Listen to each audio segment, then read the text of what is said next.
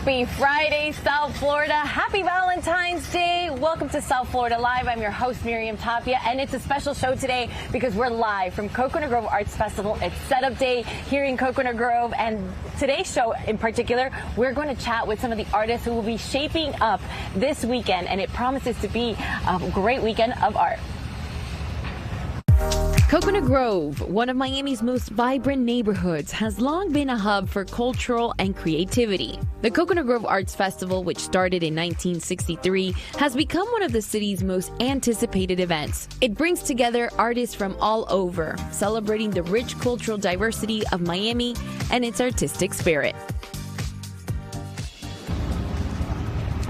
What an upcoming weekend. I can't wait. Now, to talk about Coconut Grove Arts Festival, I have the executive director of Coconut Grove Arts Festival, Camille Marchese. I feel like, you know, we've been doing this for weeks now. It's leading up to this weekend. I can't believe it. I know. It does. It takes a little bit to get here. I know you've been working every hour. I know you started really early this morning at 5:30. What are you most excited for this weekend? I'm so happy to finally have this festival going. Me too. I mean, this is the fruition of a year's worth of work, right? Mm-hmm. I mean, we start the day after the show planning for the next year. So to see all our artists come in today, it's my favorite day of the year. Yeah, okay, so people who are watching at home, they're getting ready for this weekend. What can people expect? Oh my gosh, well, you can expect world-class art. I mean, the artists you see here are not like the artists you're going to see anywhere else at any other festival in South Florida. I mean, maybe a handful here and there, but it's just world-class art. Our artists come from everywhere. These are true professional working artists.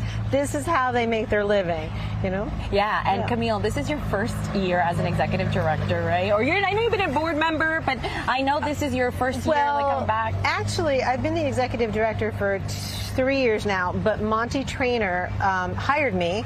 He was the president, and he retired, so he's president emeritus, and now it's my baby to run. Your baby now. Along with my board, of course. What does this mean to you now that your baby is now growing into this 3-day festival?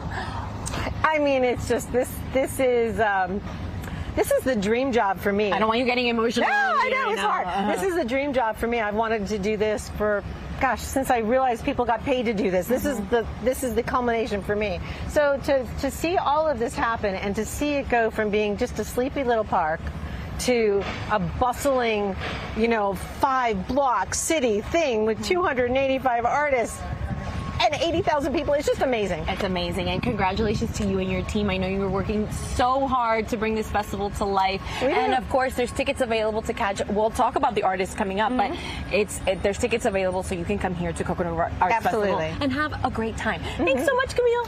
Oh, my pleasure. Thanks for having me. Of course. I'm going to get back to work now. Yeah, go. All right, art comes in many different forms, from sculptures, photography, to wearable art. This weekend, we have a designer who comes from Philadelphia who specializes in metal art. With me here today is Wendy Stevens, who is going to showcase a plethora of metal purses, which this looks so cute with my outfit. But Wendy, first and foremost, I want to know, how did you create this metal art? I began about 40 years ago in New York City, which was very industrial at the time, and started noticing sheet metal everywhere, used in phone booths, on the subways, and then you could buy this sheet metal that were in bins along the streets, and Canal Street especially. So I started buying them and then asking at hardware stores and how to cut metal, how to bend metal, how to connect it. And I had a soldering iron, a file, a hammer, and a dream. And a dream. And now here we are. That's right.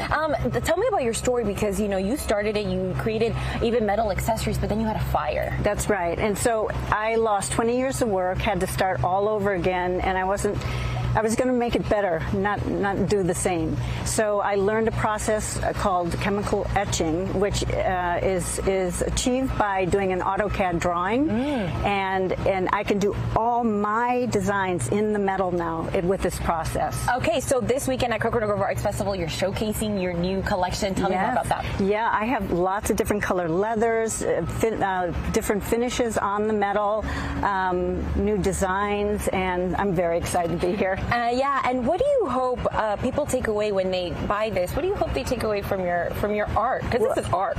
Well, I hope they use it, and I hope they hand it down to the next generation because they last forever. Yeah, and it goes well with your outfits. Okay, I'm gonna play around. I love it. Wendy, thank you so much. Thank Good luck you. this weekend. Thanks so Her much. booth Yeah. is 718 if you want to come check her out, okay? All right, thanks so much, Wendy. Now we're going to meet an artist who will be participating at this year's festival, who is spreading the importance of imagination and travel through his visual storytelling.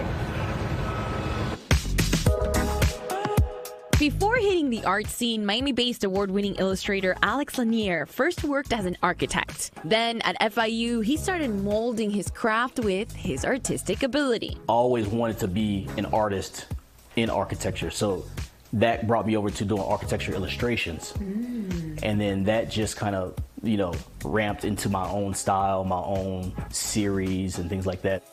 Eventually, his architectural illustration became a hit. He quit his 9-to-5 to become a full-time freelance artist. Now, his work is best known for his award-winning ongoing art series called Box Boy Jr. It's me wanting to, show my son, how to use his imagination to travel and explore his, his mind and things like that. So I created a character, Box Boy Jr., and you'll see him in all my pieces, which is a little boy, Cuban mixed with African American, curly hair, and you usually don't see this character really anywhere represented in different, cartoons, artwork, and anything like that. So that was my main reason for creating this character. What do people say about your art? The current series, all ages love it because you have the little kids that come in and they're like, wow, look at the boy traveling. Look, mom, look at the boy. And then you have the older generation. They can tap into that also. You started as a bystander, Coconut Grove Arts Festival 5 years ago. Now you are presenting in the festival. What does that mean to you? Full circle moment is crazy because we should just walk the festival and admire the artists and they're like, oh, wow, look. And I didn't think in my head like, oh, I want to show here. I'm just enjoying the day like, everybody else. But then I'm just like, okay, maybe I can put together something in a series and do this. And it just started to come together, got little pieces together and it just slowly happened.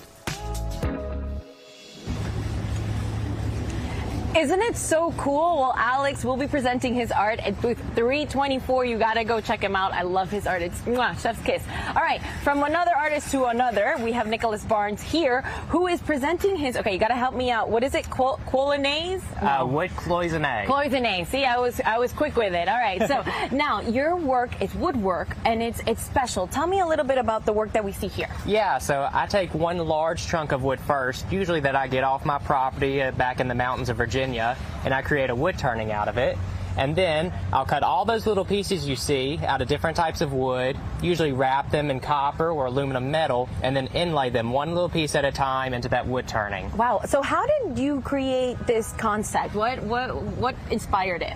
Yeah, so I'm largely inspired by where I'm from. I grew up a mile down a dirt road back in the woods, and my family has always had a garden and a lot of the natural world around us. And so in that piece you'll see a lot of different woods that came off my property. If you come to my booth and look real close, you may even see some little animals that I've cut out of wood to feature in there. And I'm inspired by the waterways and all the different things that make up my home. Yeah, so it's Virginia, right? You come from Virginia. I think it's special because you're also a second generational artist. Tell me the influence behind your grandfather and your father who helped you make this, shape who you are today. Yeah, so my grandfather had a career and he lived in New York and LA, but he had enough of the big city, so he moved way back in the woods and began developing these techniques in order to create what you see here. And so he kind of did that, moved back in the woods and built his house and his property where the whole family is from now. And I've come along and I learned those techniques and have been in the shop with him from a very young age. That's exciting. What has been the most favorite part of this whole journey? What have you learned from this? Definitely one of the best parts is just being out here with the other artists and also meeting all the people who want to see and experience my art. It's really gratifying to be able to make a piece of art and then immediately find the person or go find the person who is going to want that in their home. And it's a very pure form of exchange where the artist gets to meet the person who's actually going to cherish that piece of art. What do they say about your artwork? Well, sometimes they tell me I'm crazy. Okay. They ask me all these different things, but it's really however you come into my booth, whatever question you have, I'm going to try and I'll volley with you, and hopefully it'll be a good experience. Perfect. Oh my God, Nicholas, this looks so amazing. I'm really afraid to touch it too because I know it's expensive. It's hard work. Tell the people what booth you're going to be at this weekend. Yeah, I'm going to be in booth 917. You can find me there all weekend, and I promise I'll try to make it a good experience for you. It's going to be a great experience, especially with your amazing artwork. Congratulations, and congratulations to your family, your team that's going to be here, okay? Have a great time, all right? Thank you. Of course, my pleasure. All right, there's so much more happening on South Florida Live. We're coming to you live from Coconut Grove Arts Festival. We'll see you after the break.